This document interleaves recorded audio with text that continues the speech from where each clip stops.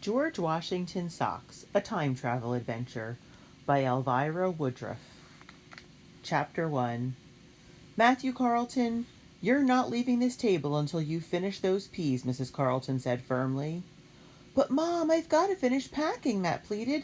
It's our first official club campout tonight, and since I'm president of the club, I've got to make sure that we have everything we need. What's this about a club and a campout? Mr. Carlton asked, putting a forkful of noodles in his mouth.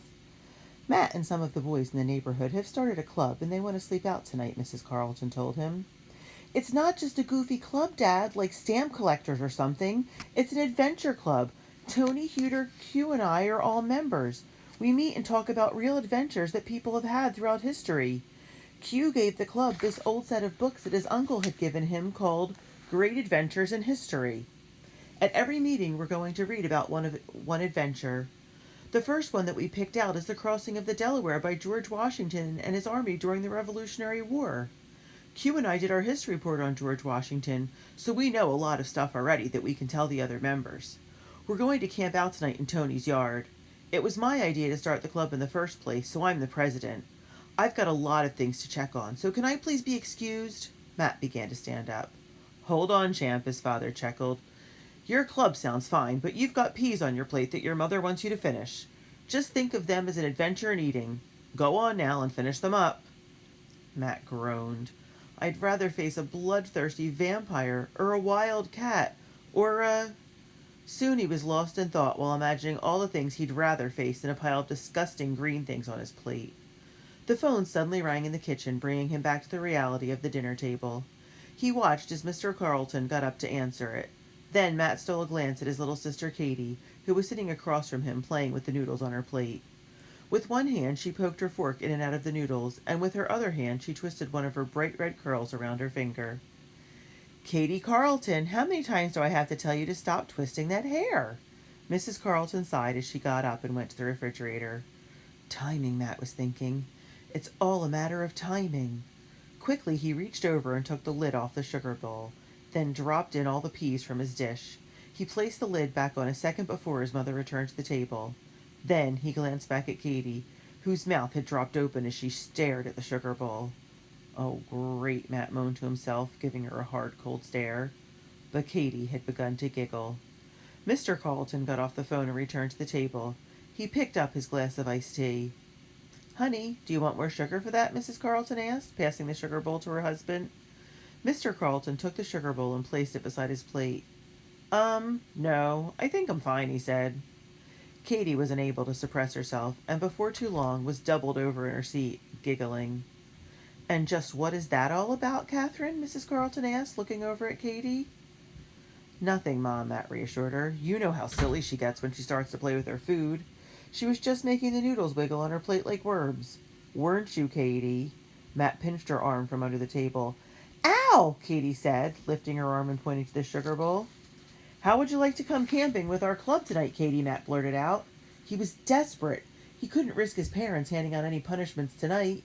He could just imagine having to explain to the guys that their president couldn't make the first adventure of their club because his parents were punishing him for filling the sugar bowl with peas. Katie quickly put down her arm and beamed with delight.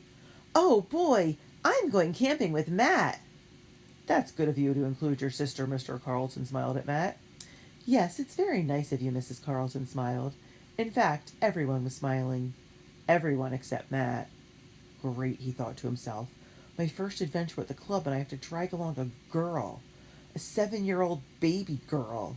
He glared at Katie, who grinned back, giving one of her curls a twist. Chapter 2. Can we go home and get my blanket? Katie's voice came from inside the tent. The first meeting of the Adventure Club had just come to order. President Matthew Carlton had taken attendance, collected dues, 25 cents or equal amounts of candy, and had ordered Katie to wait in the tent.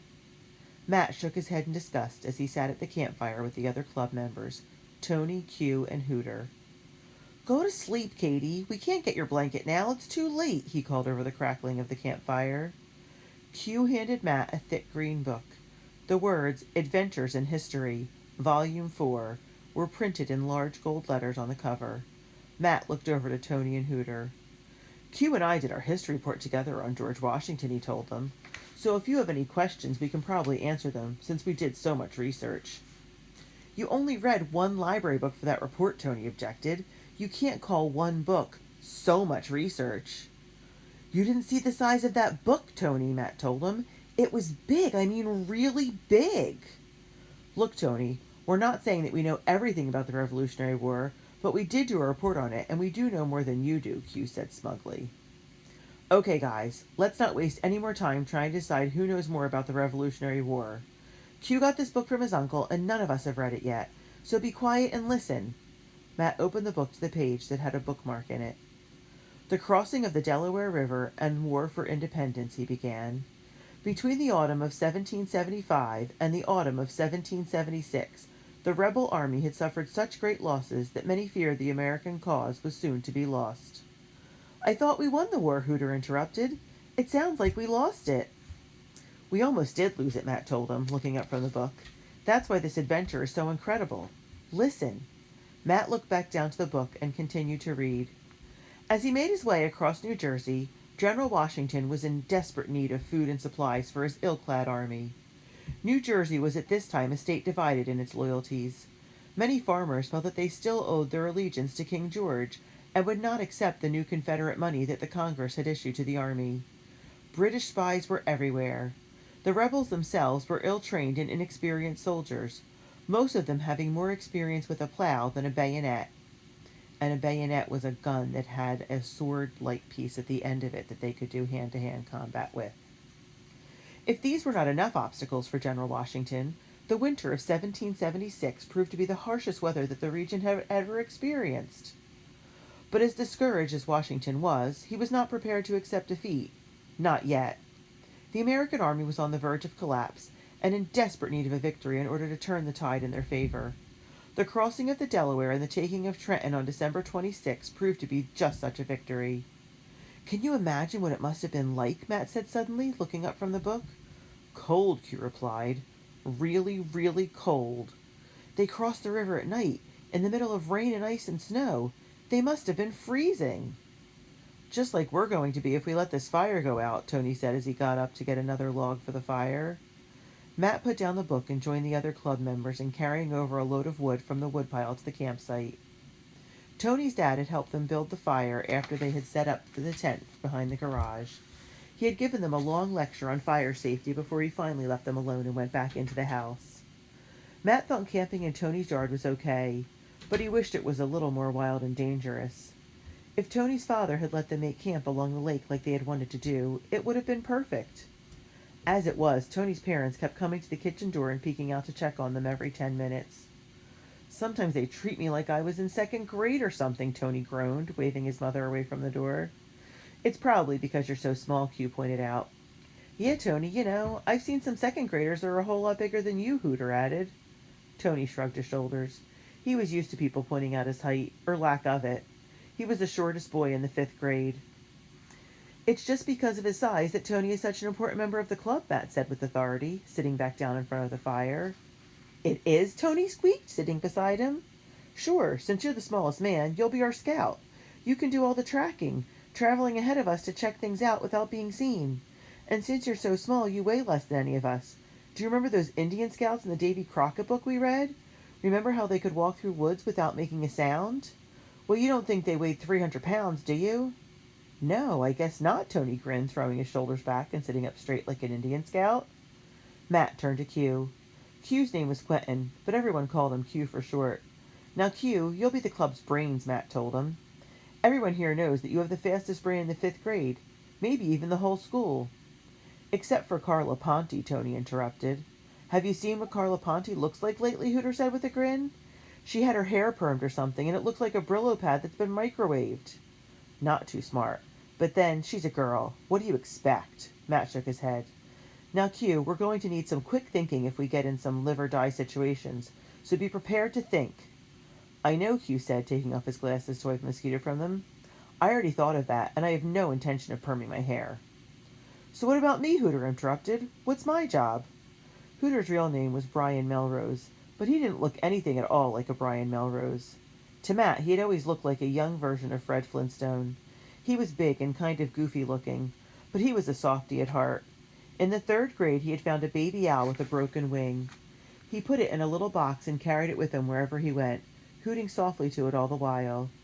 His parents finally made him take the owl to the animal shelter, but by then he had done so much hooting that all the kids in the neighborhood had started calling him Hooter, and the name just stuck. "Don't worry, Hooter, I've got a big job for you," Matt assured him. "You'll be our strong man. Whenever we find ourselves in a situation that takes abnormal strength and more muscle than we can muster, we'll turn to you. And if we come across any stray baby animals, that will be your department. What do you think? Can you handle it?" "Piece of cake, Chief," Hooter grinned, flexing his muscles. Then he suddenly stopped and looked toward the tent.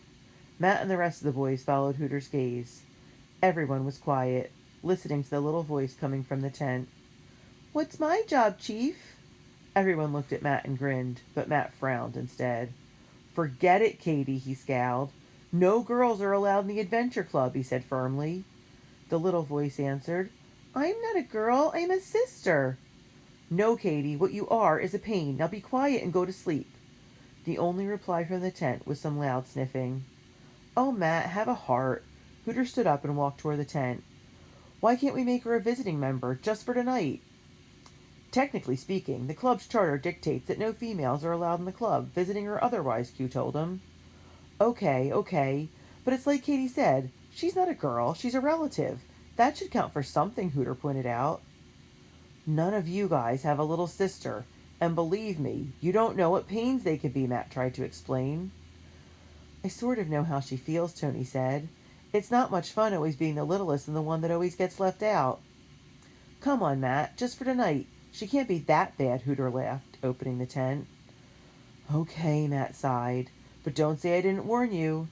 As Hooter held open the tent flap, the newest temporary member of the adventure club stumbled out. In the light of the campfire, her head was a blaze of red curls. Over her shoulder was a toy bow with the arrows in a pouch on her back. She held a water gun in one hand and a plastic heroic hero sword in the other. She took a step toward the group and shot Hooter in the nose with her squirt gun. "I'm ready for the adventure, Chief," she said with a dimpled grin.